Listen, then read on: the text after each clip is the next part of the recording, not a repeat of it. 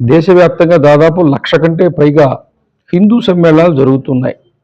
మన ఆంధ్రప్రదేశ్లో కూడా రేపు జనవరి మొదటి వారం వరకు అన్ని దగ్గరలో హిందూ సమ్మేళనాలు జరుగుతున్నాయి.